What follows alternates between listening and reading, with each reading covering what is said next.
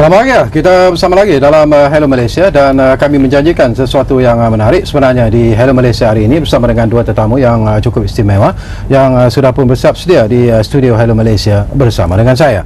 Jadi saya izinkan saya terlebih dahulu memperkenalkan tetamu-tetamu yang sudah pun bersiap sedia di studio Hello Malaysia ini bersama dengan saya. Di sebelah kiri saya ini ialah yang berbahagia Encik Abdul Karim Said Kadai yang merupakan Ketua Biro Pemantau Perkhidmatan Kewangan PPIM ataupun lebih mesra sebenarnya dipanggil sebagai Pak Syekh. Jadi Pak Syekh, selamat datang ke Hello Malaysia. Waalaikumsalam warahmatullahi wabarakatuh. Ya, waalaikumsalam. Jadi pertama kali sebenarnya Pak Syekh muncul di Hello Malaysia ini malah di televisyen, kerana sebelum ini Pak Syekh sering didengari suaranya melalui corong-corong radio saja Pak Syekh.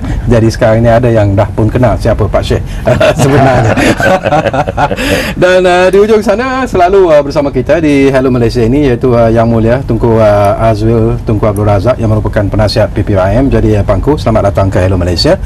Dan seperti yang saya katakan, kita akan membincangkan satu topik yang menarik sebenarnya di Hello Malaysia ini. Jadi apakah topik yang akan kita perkatakan di Hello Malaysia? Cuba kita lihat bahan yang telah pun disediakan oleh penerbit Hello Malaysia hari ini. Rumah terbengkalai bukan isu baru. Terlalu ramai yang menjadi mangsa akibat syarikat pemaju yang rakus mengaut keuntungan atas angin. Syarikat pemaju berkenaan kerap membeli alasan terpaksa gulung tikar atau tidak memiliki modal yang cukup meneruskan projek. Inilah polemik dan pengguna menjadi mangsa terpaksa membayar kepada bank walaupun rumah gagal disiapkan. Bila rumah yang kita expect untuk siap tapi tak siap, dan kita terpaksa kena bayar 2 atau 3 tempat untuk kediaman. Jadi benda tu sepatutnya kerajaan dah buat satu pendekatan untuk tangani benda tu. Macam seperti pernah yang saya dengar sebelum ni, dia kata rumah siap baru keluarkan CF. Kerajaan bekerjasama dengan pihak, especially pihak bank lah, untuk memastikan yang developer ni jangan keluarkan duit sewenang-wenang daripada pinjaman yang dibuat oleh pemohon rumah lah. Developer yang lepas mungkin bankrupt dan isu-isu kewangan yang mereka hadapi, pembeli rumah dah beli tapi mereka terpaksa menanggung bayaran so on, installment lah. So, macam mana pun rakyat terjejas. So developer bankrupt pun kes akan berlangsung dalam mahkamah and so on. Okay, bagi pemaju yang memang ada rekod sejarah yang buat projek terbengkalai, blacklist dia, kena tindakan tu kena lebih keras lah. Tak boleh macam bagi muka je. Untuk mengupas lebih lanjut, sila kembali di studio. Okey, terima kasih banyak-banyak. Dan itulah perkara yang akan kita bincangkan di Hello Malaysia ini, iaitu polemik rumah terbengkalai. Dan bila kita bercakap tentang polemik rumah terbengkalai ini bukanlah merupakan satu isu yang baru. Dari masa ke semasa sebenarnya isu ini sentiasa saja diperkatakan. Malah kami di Bernama TV juga melalui Hello Malaysia ini juga, kalau tak silap saya, entah berapa kali sudah menyebut ataupun membawakan topik ini untuk sama-sama kita bincang mencari jalan penyelesaian. Dan kita sedar bahawa Yang Amat Berhormat Perdana Menteri kita sendiri telah memberi perhatian yang serius berkaitan dengan masalah ini. Sebab itulah Yang Amat Berhormat Perdana Menteri mencadangkan supaya apa yang perlu dilakukan oleh developer ialah menyiapkan dulu projek-projek perumahan mereka dan kemudian barulah jual kepada pengguna-pengguna ataupun kepada pembeli-pembeli. Tetapi masalah yang telah pun berlaku ini perlu diberi perhatian yang serius, kerana sememangnya lah satu kedudukan yang serius sebenarnya yang memberi kesan yang cukup mendalam kepada mereka yang membeli rumah tetapi rumah pun tak ada. Jadi inilah yang akan kita perkatakan. Saya nak mula dengan yang berbahagia Tunku dulu. Kalau kita lihat Pangku masalah ini telah berlarutan sebenarnya sejak beberapa tahun yang lalu dan mungkin PPIM sendiri mempunyai facts and figures untuk menerangkan kepada orang ramai bahawa masalah ini adalah satu masalah yang serius sebenarnya Pangku. Jumlah keseluruhannya sekarang. Terima kasih Syarkawi. Assalamualaikum warahmatullahi wabarakatuh. Waalaikumsalam. Bila kita perkatakan soal rumah terbengkalai, jadi di Persatuan Pengguna Islam Malaysia, kita sebenarnya telah mula menangani permasalahan rumah terbengkalai ini sejak beberapa tahun yang dahulu. Dan setakat sekarang ni kita telah melakukan forensik study sebanyak 477 kes. Tetapi jikalau kita lihat daripada statistik ya perangkaan yang dikeluarkan oleh bahagian pengawasan dan penguasaan Kementerian Perumahan dan Kerajaan Tempatan, ia melibatkan lebih kurang 50,813 kes. 50,000. Ya, rumah terbengkalai. Dan jika kita lihat pula daripada nilai kerugian yang ditanggung, dia mencecah lebih kurang 7 bilion. Dan ini melibatkan pembeli-pembeli yang tidak dapat rumah mereka kerana kalau kita lihat daripada kategori yang dikatakan rumah terbengkalai ini, kategori pertama ialah rumah yang tidak siap sepenuhnya, dan kebanyakan pemaju terlibat adalah tidak berlesen, dan status tanah adalah pertanian. Kategori yang satu lagi ialah siap tetapi dapat permasalahan pemilikan. Dia nanti kita boleh kupas cara mana pemilikan itu bertangga-tangga, bertahap-tahap sampai 2-3 orang memiliki satu rumah. Dan pemaju tidak berlesen ni, tanah dia adalah masih lagi status pertanian. Jadi pada penghujungnya, kalau kita lihat apa yang menjadi permasalahan di sini ialah pihak pembeli yang terlibat perlu masih dikenakan pembayaran kepada pihak bank. Rumah tidak dapat. Jadi kalau kita lihat daripada social problem yang timbul daripada kes rumah terbengkalai ini, dia bukan melibatkan satu orang saja. Dia melibatkan family. Satu orang membeli rumah terbengkalai itu mungkin dia berumur lebih kurang 30 tahun, baru lepasan universiti, baru bekerja, dan dia baru nak memulakan rumah tangga, baru berkahwin, anak seorang ke. Mereka ini bila terlibat dengan rumah terbengkalai akan dituntut pembayaran sepenuhnya oleh pihak bank, walaupun pihak pemaju tidak dapat memberikan rumah pada mereka. Jadi bila tak ada, dia terpaksa bayar ke bank. Rumah yang ada disewa pun terpaksa dibayar. Kereta baru nak beli terpaksa dibayar. Dan bila tidak ada kemampuan, apa yang kita nak tangani di PPIM ialah permasalahan mereka ini dijadikan bankrupt. Jadi ini melibatkan beribu. Okey, menarik. Saya lupa tadi kepada anda yang sedang bersama kami secara live dan eksklusif Hello Malaysia ini, anda juga barangkali ada perkara-perkara yang mungkin ingin dibangkitkan dan dikongsikan bersama dengan tetamu-tetamu saya di Hello Malaysia hari ini. Jadi panggil kami di 03-2693-7008. Ini merupakan satu ruang dan juga gelanggang yang cukup baik sebenarnya untuk anda mengemukakan apa saja masalah berkaitan dengan topik yang kita bincangkan, iaitu polemik rumah terbengkalai. Baiklah, saya nak pergi kepada Pak Syekh daripada apa yang dikatakan oleh Pak Engku tadi, Pak Syekh. Saya terkejut bila mendengar bahawa banyak masalah yang timbul ialah kerana pemaju-pemaju yang tidak berlesen. Kalau dah tak berlesen, macam mana mereka boleh jadi pemaju, Pak Syekh? Itu soalan saya. Assalamualaikum warahmatullahi taala wabarakatuh. Waalaikumsalam. Tuan Sakawi, Kanda Tengku, bila kita bercakap tentang masalah rumah terbengkalai, masalah ini sebenarnya bukan masalah yang hanya terkait kepada industri perumahan. Sebab kalau developer ini sama ada dia berlesen atau tidak berlesen, dia tak boleh bekerja seorangan. Developer ini memerlukan peguam, memerlukan arkitek, memerlukan pejabat-pejabat tanah, memerlukan bank-bank untuk memberi financing dan seterusnya. Jadi kalau kita lihat industri masalah rumah terbengkalai ini hanya dari sudut rumah itu sendiri, masalah ini tidak akan selesai. Sebab bila kita kaji, yang kita telah kaji, kita lihat nampak sangat kelemahan-kelemahan dalam seluruh sistemnya. Misal dalam rumah terbengkalai, dalam kes di mana pemaju itu tidak berlesen, kita dapati perjanjian jual beli telah dimasuki dan dilaksanakan oleh peguam-peguam. Soalan dia, bagaimana seorang yang tidak berkelayakan boleh memasuki perjanjian jual beli? Kami dinasihati oleh panel peguam PPIM mengatakan yang ini salah dari segi kontrak law. Dan kami juga telah berjumpa beberapa high court judgement yang membuat perjanjian yang developer tidak berlesen sebagai batal. Jadi soalan pertama, bagaimana peguam-peguam ni boleh membuat sales and purchase agreement. Jadi bukan masalah ni bukan membabitkan 100, 200, dia membabitkan 1000. Itu isu yang pertama. Isu yang kedua, bagaimana seorang developer yang tidak berlesen membuat pengakuan kononnya dia telah membuat earthwork, sedangkan dia tidak boleh buat earthwork Kerana tak ada lesen. kerana tak ada lesen. Dan bagaimana bank boleh bayar?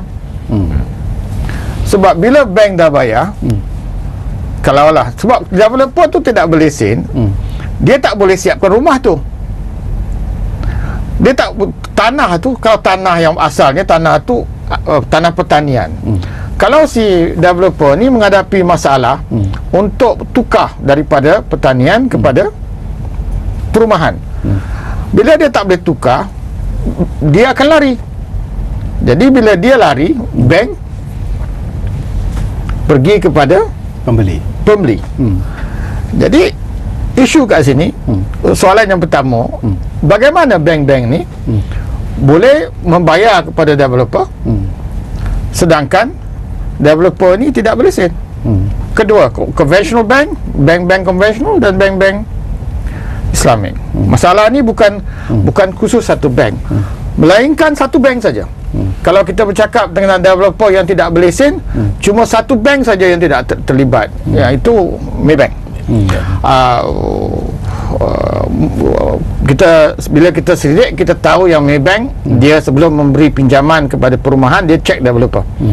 Dia buat due diligence, check sama ada developer itu tidak berlesen.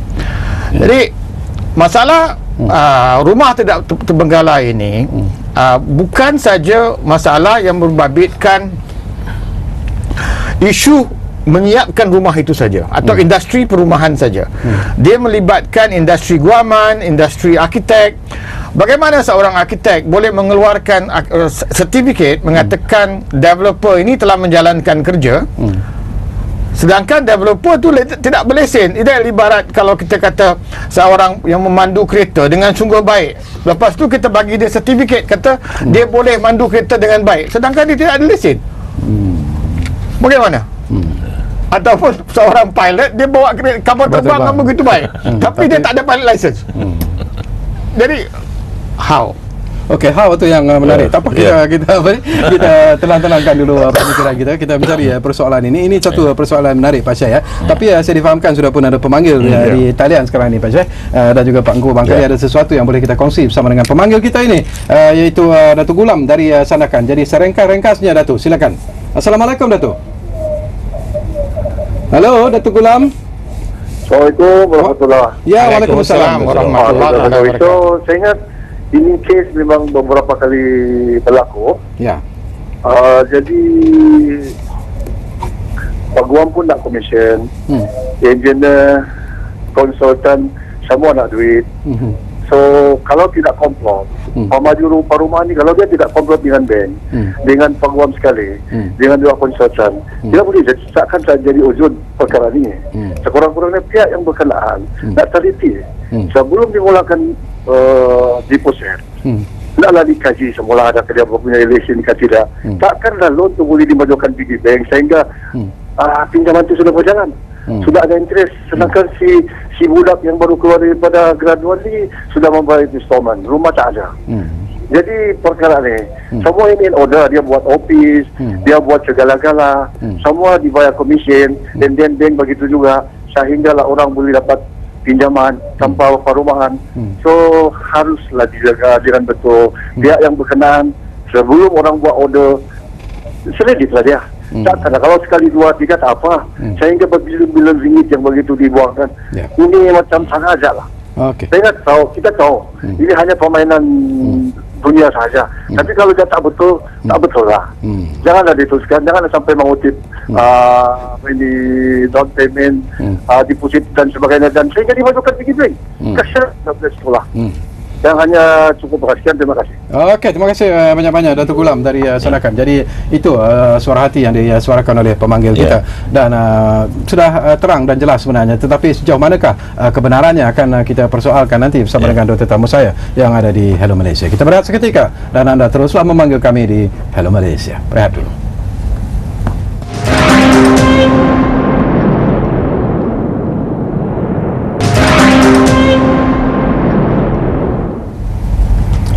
Baiklah, kita kembali semula ke Hello Malaysia. Ini tadi menarik juga perkara yang dibangkitkan oleh Datuk Gulam dari Sandakan itu juga sesuatu yang tiba-tiba saja bermain di benak saya, kerana saya ingin berkongsi bersama dengan Pak Angku dan juga Pak Syekh. Kalau kita lihat, memang bank dia dikatakan sebagai satu institusi kewangan yang cukup strict lah, cukup ketat dari segi mengeluarkan pinjaman dan sebagainya. Tapi dalam aspek ini, seperti apa yang disebutkan oleh Datuk Gulam, apakah itu wujud sebenarnya? Kenapa begitu mudah mereka meluluskan loan, pinjaman perumahan dan sebagainya tanpa saya percaya mungkin mereka memeriksa secara detail, tetapi apakah ada sedikit kelonggaran dari segi itu? Tak tahulah. Gini Sekawi, kalau kita lihat beberapa tahun yang lepas ini, pihak Bank Negara banyak kali mengeluarkan arahan-arahan baru untuk dipatuhi.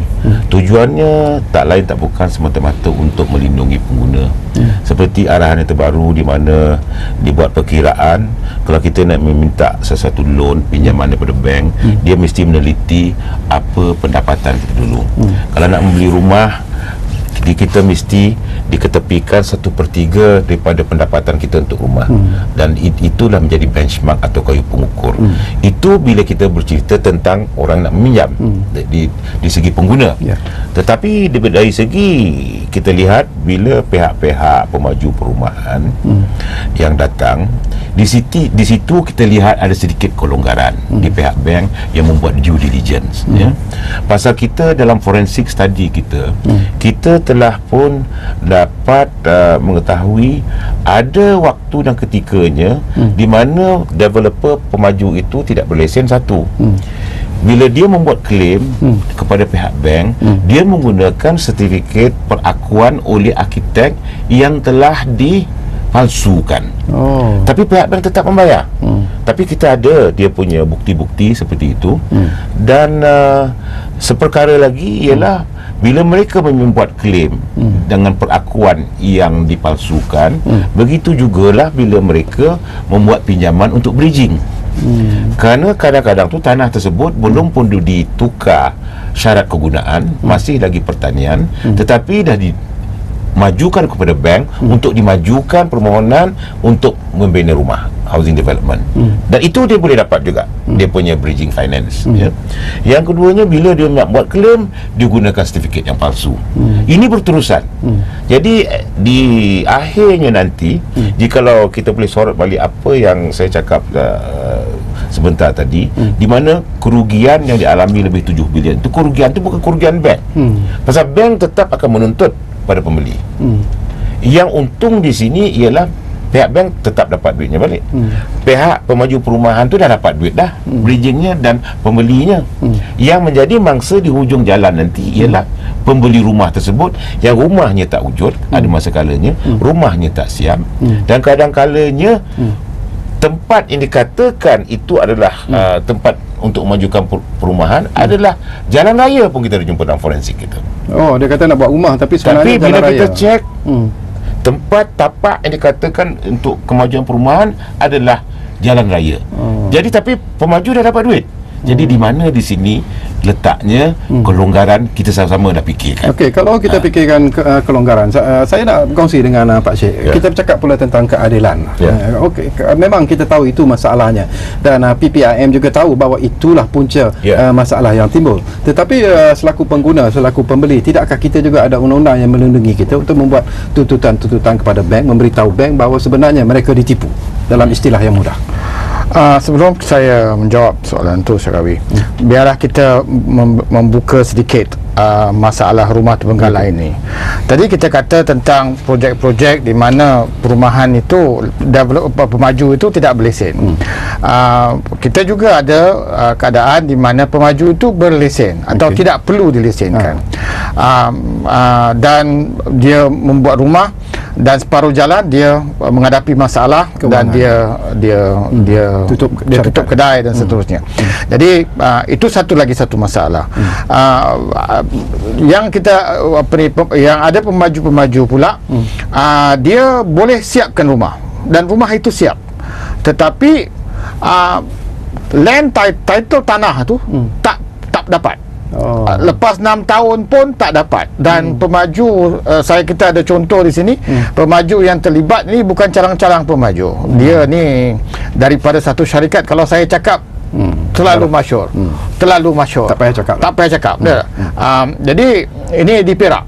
Dia satu projek yang besar, yang sampai hari ini dah 6 tahun.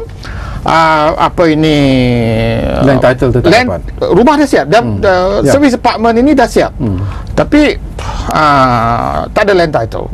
Jadi bila tak ada land title, orang-orang ni tak boleh jual. Jadi bila kita kata masalah land title ini masalah bersangkut paut dengan pejabat tanah, bukan dari sudut bank. Saya timbulkan ini untuk membuka isu yang kita ada di sini, bukan hanya dari sudut arkitek, lawyer, bank, tetapi juga pejabat daerah, pejabat tanah. Jadi masalah rumah terbengkalai ini dia adalah a systematic problem. Dia bukan hanya industri perumahan, dia systematic problem. Juga dari sudut kuat kuasa. Kita ada begitu banyak rumah-rumah terbengkalai. Jarang sekali kita dengar pemaju-pemaju yang tidak berlesen diambil tindakan kerana menipu. Kita belum dengar pemaju-pemaju yang tidak berlesen diambil tindakan kerana menipu. Jadi ini pendekatan mungkin sudah tiba masanya supaya pendekatan yang lebih menyeluruh, sebab masalah ini bukan kecil, bukan kecil pada jumlah tu, bukan kecil. Jadi kita di PPIM sebenarnya kita telah terima lebih banyak aduan dari mangsa-mangsa rumah terbengkalai. Cuma kita telah siapkan kajian untuk 477 kes. Dalam 477 kes ini kita dapati berbagai-bagai masalah. Satu masalah yang agak bagi saya sangat pelik ialah apabila rumah itu mula-mula terbengkalai oleh developer A, kemudian tu diambil alih oleh developer B, dan dijual kepada orang kedua. Orang pertama ni dia sudah dapat pinjaman daripada bank kerana dia dengan developer A tadilah. Jadi developer B ambil alih, developer B menjual rumah yang sama kepada orang lain. Dan orang ini juga dapat bank loan juga. Now, lagi masalah ini jadi lebih susah bila seluruh tanah itu sudah dapat bridging finance daripada bank yang lain. Dan kalau projek itu ada katalah 200 rumah, dan 200 rumah ni ada yang 2 lapis, ada yang 3 lapis. Satu rumah sampai 3 bank loan. Lepas tu ada pinjaman bridging finance daripada bank yang lain. Jadi siapa yang punya rumah? Pening juga kepala tu kalau fikir. Macam mana tu Pak Wiku nak selesaikan masalah tu kalau dia orang datang jumpa PPIM? Apa yang PPIM boleh buat? Kita mengambil pendekatan macam apa yang selalu kita buat ialah kita akan memula sekali pergi berjumpa dengan pihak bank. Pasal kebanyakan developer yang dah abandon ni dah tak dapat di-trace, tak dapat dikenal pasti. Dan kita juga cuba memberi apa yang dipanggil bantuan guaman dari segi khidmat nasihat yang datang pada kita ada panel kita, dan kita akan cuba berunding dengan pihak bank. Pasal baru-baru ni pun ada separuh bank tu dia telah mula lebih peka kepada permasalahan ini.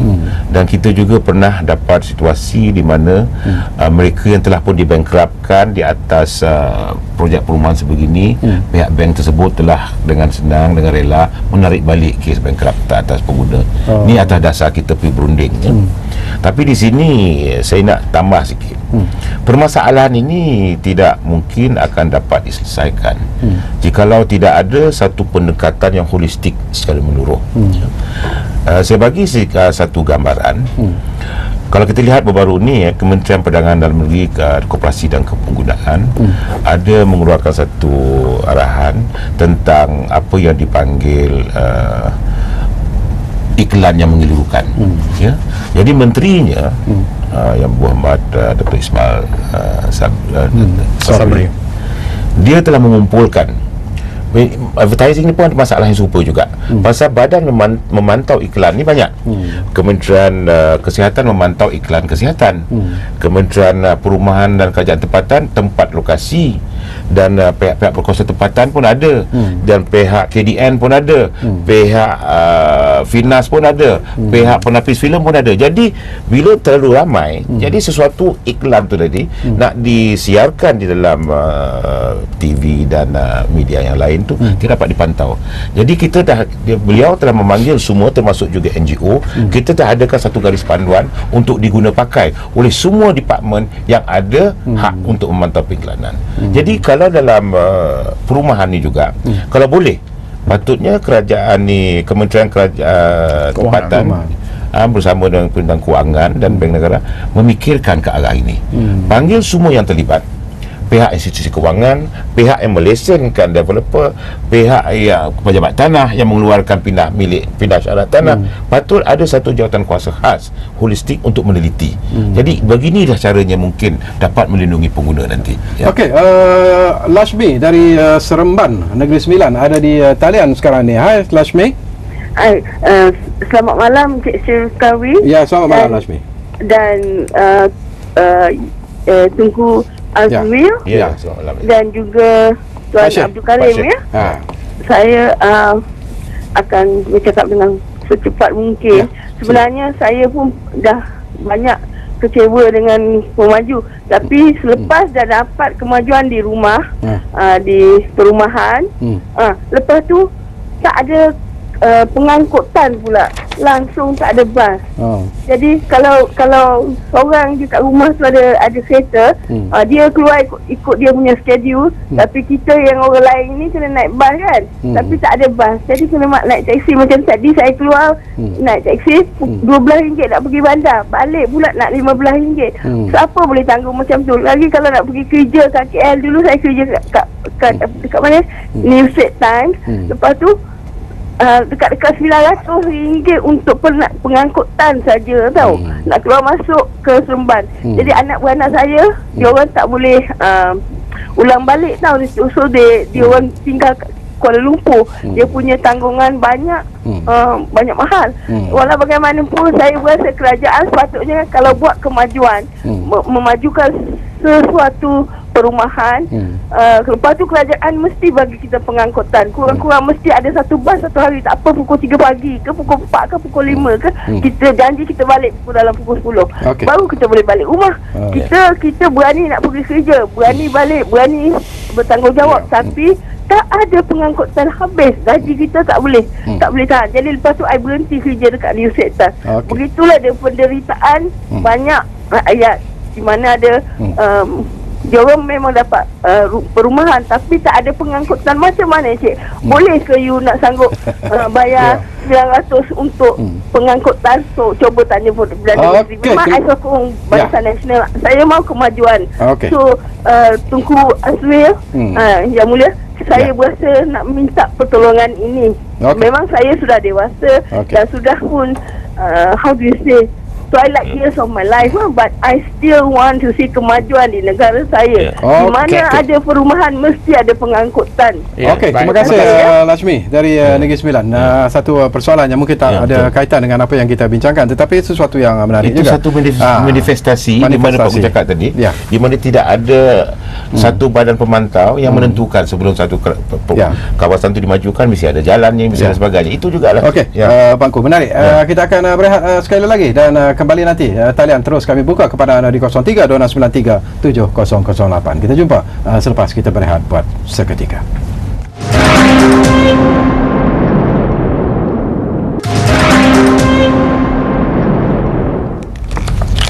Terima kasih kerana anda masih lagi bersama kami di Hello Malaysia. Ini kita masih bercakap tentang topik yang menarik sebenarnya, iaitu polemik rumah terbengkalai. Masih lagi cuma kita bertukar sekarang ini. Kalau tadi kita ada dua tetamu, ini pun ada dua tetamu, tetapi seorang antaranya adalah tetamu yang baru kita bawa ke studio Hello Malaysia ini kerana dia merupakan mangsa kepada situasi yang kita bincangkan di Hello Malaysia ini tentang rumah terbengkalai ini. Jadi kita perkenalkan dulu tetamu yang mengambil alih tempat Yang Mulia Tengku Azwil sebentar tadi. Jadi selamat datang ke Hello Malaysia, Saudara Syahrudin Zainuddin, ya. Ya, saya. Okey, tak apa, nanti Syahrudin, kita nak tahu apa masalah sebenarnya yang dihadapi oleh saudara. Tapi kita kembali semula kepada Pak Syah, Pak Syah. Kita bercakap tentang banking tadi ini, sistem itu sendiri kadang-kadang mungkin walaupun dikatakan banking system itu adalah satu sistem yang begitu ketat, begitu tidak boleh ditembusi sebarang kecuaian dan sebagainya. Tapi bagaimana pandangan Pak Syah tentang hal ini? Apabila berlaku tentang rumah-rumah yang terbengkalai ini? Perkara ini membuktikan satu perkara yang hakikat, yang fakta, tak boleh lari. Institusi, mana-mana institusi di dunia ini yang dianggotai oleh manusia, manusia yang menjalankan kerja ni, selagi dia manusia, dia tak boleh lari daripada kesilapan. Jadi institusi perbankan juga bukan maksum, dia pun boleh buat silap. Jadi mustahil untuk kita katakan yang institusi perbankan atau mana-mana institusi bebas daripada kesilapan. Jadi wujud kelemahan-kelemahan atau bukan kelemahan tetapi kesilapan manusia. Kesilapan manusia. Bukan institusi perbankan itu tak betul dan seterusnya. Tidak, tetapi mungkin dalam bank-bank ini ataupun ada orang-orang yang tidak menjalankan kerja mereka seperti mana yang mereka patut bekerja. Jadi ini mesti clear. Jadi kita bukan mengatakan yang sistem perbankan kita begitu, tidak. Tapi kerana ada orang-orang yang mungkin kurang perhatian yang menyebabkan perkara-perkara ini berlaku. Dari dalam masalah rumah terbengkalai ini kita ada dua-dua perbankan konvensional dan perbankan Islam. Kajian kita daripada 477 kes, 38% daripada kes ni adalah daripada perbankan konvensional. Dan 62% adalah daripada perbankan Islam. Dan daripada jumlah ini, kira-kira dalam kajian ini adalah kira-kira 90% daripada kes adalah daripada membabitkan pemaju yang tidak berlesen. Jadi dan dari segi bilangan orang yang terlibat, kita tengok di sini golongan profesional dan semi profesional, terutama sekali daripada golongan kaum Bumiputra, adalah kira-kira 70%. Tinggi peratusan dia dari segi bilangan mereka-mereka yang profesional dan semi profesional. Jadi kalau kita lihat daripada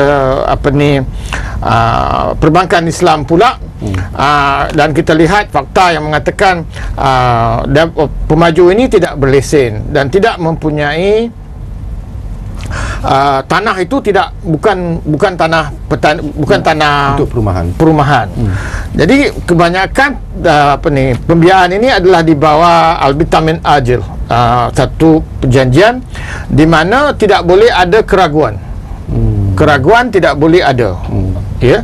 Jadi soalan yang nak ditanya ialah bagaimana jika seorang pemaju itu tidak berlesen dan tanah itu pertanian, mungkin wujud tak keraguan yang rumah itu boleh siap. Ya, itu satu aspek yang perlu dilihatkan. Kedua, yang apa yang berlaku sekarang ialah kita lihat juga keadaan-keadaan di mana pembeli-pembeli ini mereka didatangi oleh salesman daripada pemaju, dan salesman ni buat macam-macam janji, dan bila beritahu kat dia tak payah risau, ambil IC, ambil payslip, salesman atur semua. Tahu-tahu si orang ni dengan itu saja dah beli 5 rumah.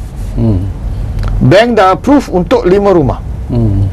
Jadi kita ada banyak mangsa yang di mana satu orang seperti Cik Syarudin kita sampai 5 rumah. Okey Syarudin, kita nak kongsi apa yang masalah yang anda hadapi sekarang ini bila bercakap tentang pinjaman bank dan sebagainya. Cuba ceritakan kepada kami. Okey, pertama sekali apabila kita masuk dalam perjanjian jual beli rumah ni, macam saya ni beli untuk pelaburan. Okey. Jadi 5 biji rumah. 5 biji rumah. Daripada satu developer. Okey. Jadi tujuan kita untuk pelaburan di mana kita dapat keuntungan dan kita akan dapat daripada rumah yang siap tu lah. Okey. Jadi saya sebagai pembeli, masalah yang saya hadapi ialah apabila rumah itu terbengkalai. Dah berapa tahun? Sudah melebihi 5 tahun. Okey. Jadi bila dah keadaan jadi begitu, jadi bank-bank jadi memberi tekanan kepada saya.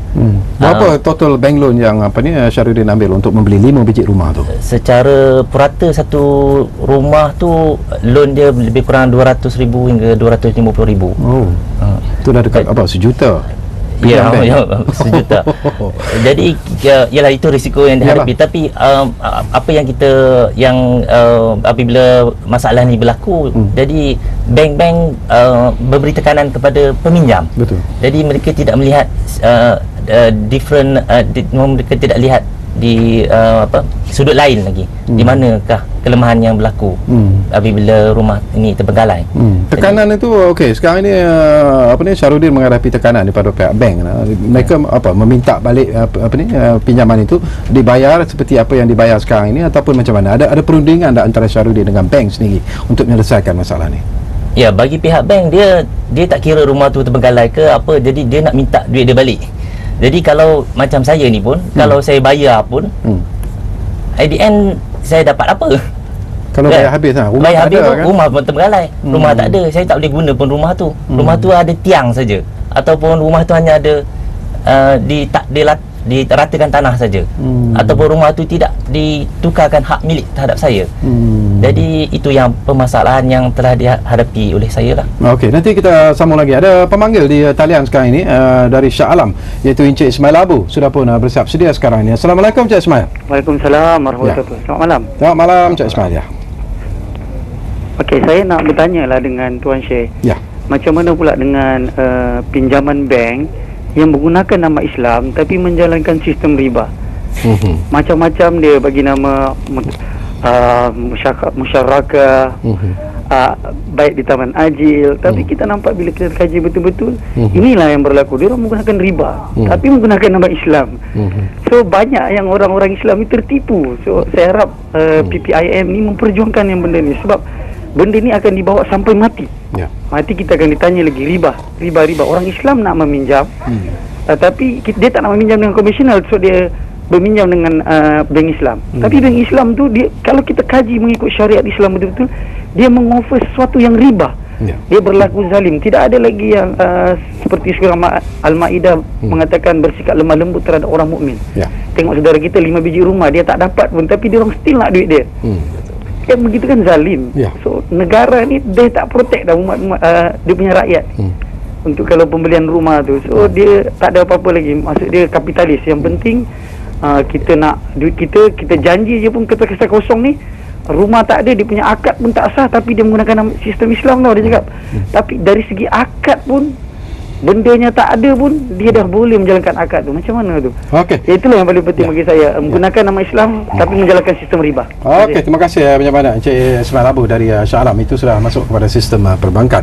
Tapi mungkin sebelum kita jawab persoalan yang dibangkitkan oleh Encik Ismail tadi, bagaimana Tuan Syekh sendiri melihat masalah yang dihadapi oleh saudara kita tadi ni, Syahrudin tadi? Apakah yang dapat dilakukan oleh beliau selain daripada merayu kepada bank ataupun mengharapkan simpati lah sebenarnya daripada pihak bank? Itu saja yang mungkin boleh dilakukan. Tak tahu.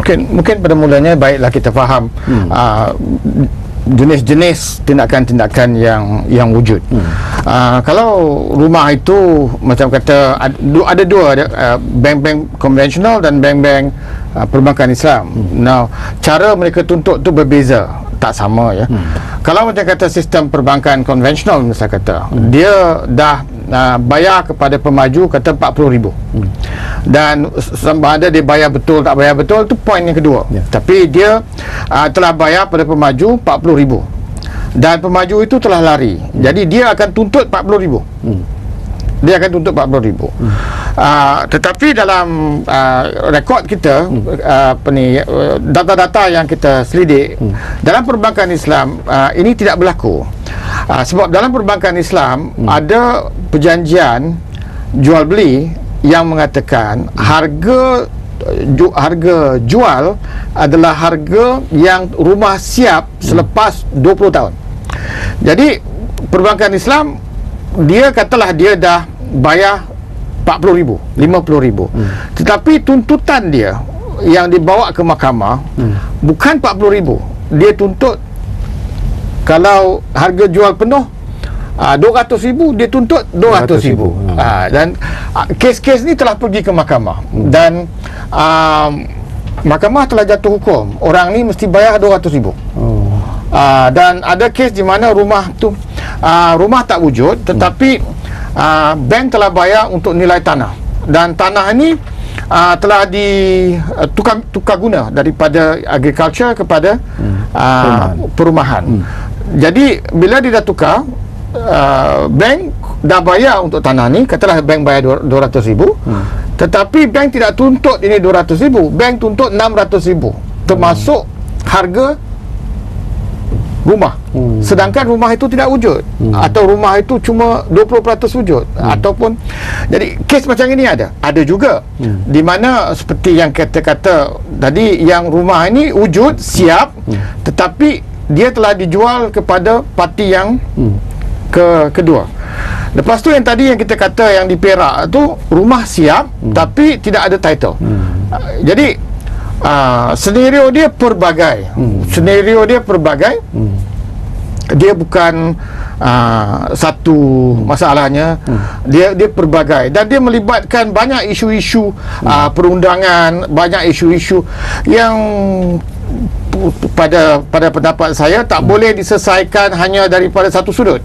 Dia memerlukan satu pendekatan yang lain daripada lain, sebab masalah ni begitu kompleks, kompleks. Dia memerlukan mungkin satu task force untuk yang melibatkan pengguna, yang melibatkan berbagai-bagai bank untuk kita merungkai masalah ini. Okey, nanti saya nak berkongsi bersama dengan Syahrudin penderitaan saya gunakan ataupun keseksaan yang terpaksa dihadapi untuk membayar bank loan walaupun rumah tu tak ada.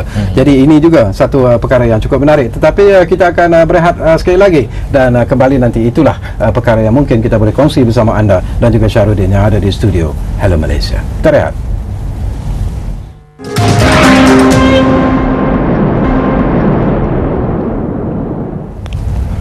Baiklah, tak banyak masa lagi yang tinggal. Kita sudah pun hampir berada di penghujung Hello Malaysia sebenarnya. Jadi saya nak berkongsi bersama dengan Syahrudin setelah menghadapi masalah ini, barangkali banyak pihak yang telah pun dirujuk oleh Syahrudin untuk cuba menyelesaikan masalah tuan. Tapi barangkali orang ramai tak tahu betapa seksanya. Mungkin tujuan Syahrudin itu juga dia orang kata padan muka dia nak buat bisnes sangat dan sebagainya. Tapi secara peribadi macam mana Syahrudin rasa tekanan itu? Ya, tekanan memang sungguh banyaklah. Sebab bila rumah tu tidak siap, jadi krisis kewangan tu memang berlaku lah kepada saya. Pihak-pihak bank memang akan call saya, suruh mengaturkan pembayaran balik perumahan, dan juga saya pun ada rumah saya sendiri untuk dibayar juga, rumah untuk saya duduki untuk dibayar, dan juga anak bini untuk disara. Jadi memang terseksa lah untuk dalam situasi begini.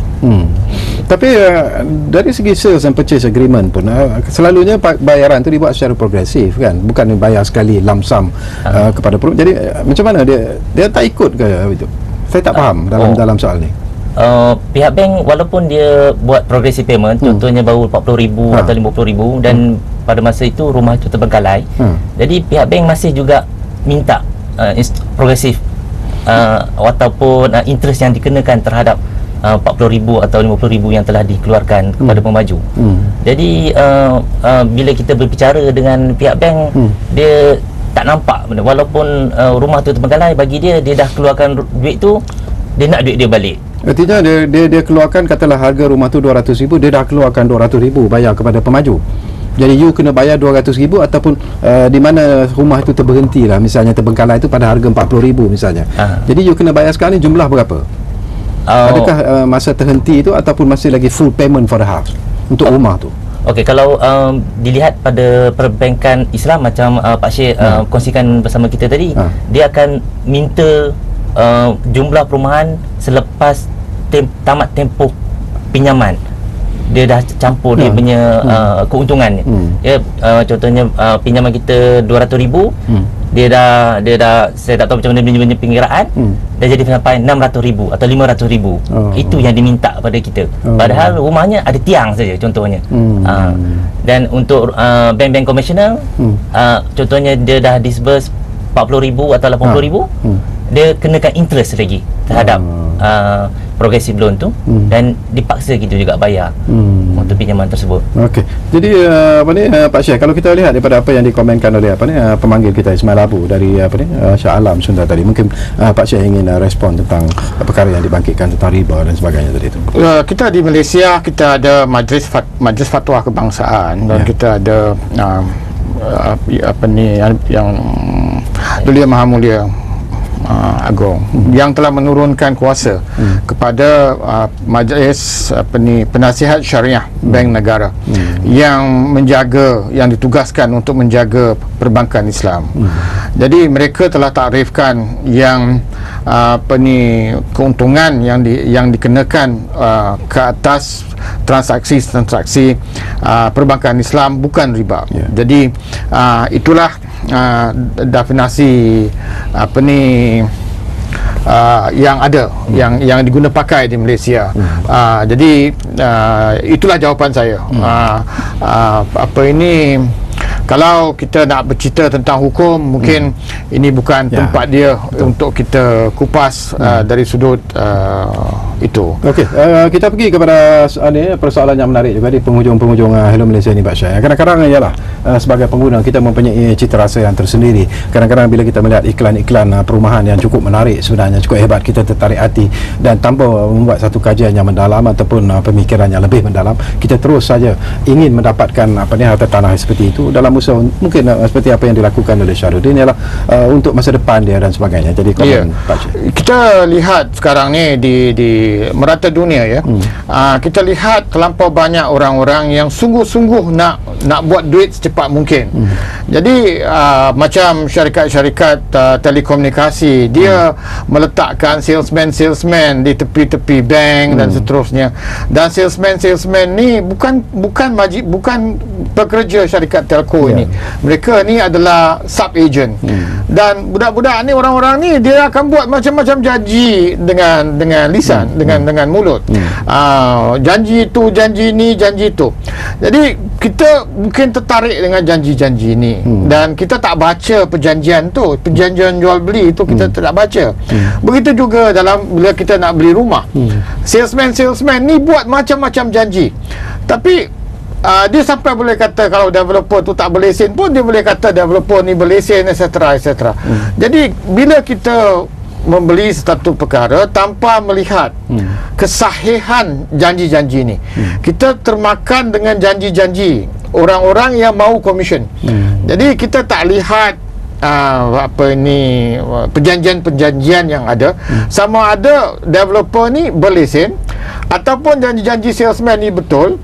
Sama ada kita beli kereta ataupun kita beli telefon ataupun kita beli rumah ataupun kita beli emas, apa juga. Sebab kita hidup dalam zaman ini di mana terlampau banyak manusia begitu sungguh-sungguh untuk membuat duit dengan secepat mungkin. Jadi kita sebagai pengguna adalah wajar bagi kita berhati-hati dan jangan membiarkan nafsu kita mengatasi akal kita. Sebab bila nafsu mengatasi akal, kita tidak nampak penipuan-penipuan ini. Lagi satu, saya nak balik kepada masalah perumahan ini. Masalah rumah terbengkalai yang kita bincangkan ini sebenarnya telah berlaku lama dulu.